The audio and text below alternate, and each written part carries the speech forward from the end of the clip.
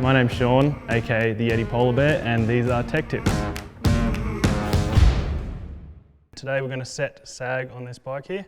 I've got Ryan to give me a hand, so what I'll get you to do, Ryan, is jump on the bike and we'll set your rear shock sag. So essentially we're going to start in a seated position with Ryan just sitting pretty neutral on the bike. Just going to slide the O-ring to the seal and I'll get you to jump off that nice and smoothly. Give yourself a ruler, sort of decent increments on there.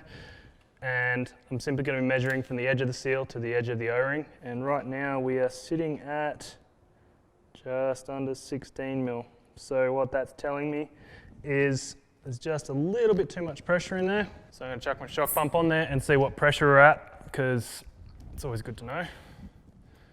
So right now we're sitting at 237 PSI, 238 as it goes up. And I'm just going to drop that down, let's say 4 PSI, if I can nail it onto 234. And with these shock pumps, it is they're digital, so we can get them down to the single PSI, and it's pretty important. Sometimes 1 or 2 PSI can change the way the fork feels or the shock feels. You're increasing the pressure a lot. You do want to cycle the shock very slightly through until you can feel the positive to negative chamber equalize, and you can sometimes hear that with just a little hiss in the shock. So we're going to repeat that process again with Ryan jumping on the bike for me, seated position. I'm just going to slide that guy back up again and just jump off nice and smoothly for me again. You're not always going to get it first go, so don't be afraid to try a few things. But now we are sitting at the magic 17 mil mark. So you're going to be 234 PSI with a float DPX2.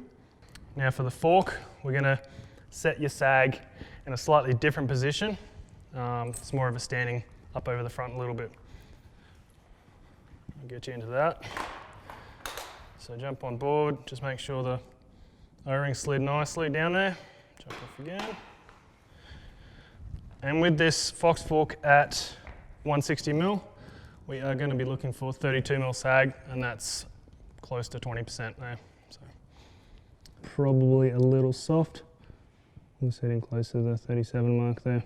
So we're going to put a bit of pressure in. I'm just going to equalize the positive to the negative chamber in the fork.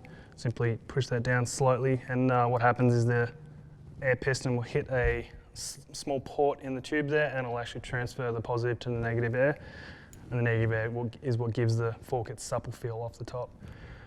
And so just adjusting that, we're looking at 76 PSI. We'll try that sag measurement again. We've got our 32 mil of sag. And that's at Fox's recommended sag rating for this length of travel. So they say 15 to 20% on a 36. You can go more than that if you like a softer feel. You can go firmer than that if you like a firmer feel fork. It kind of depends on each rider.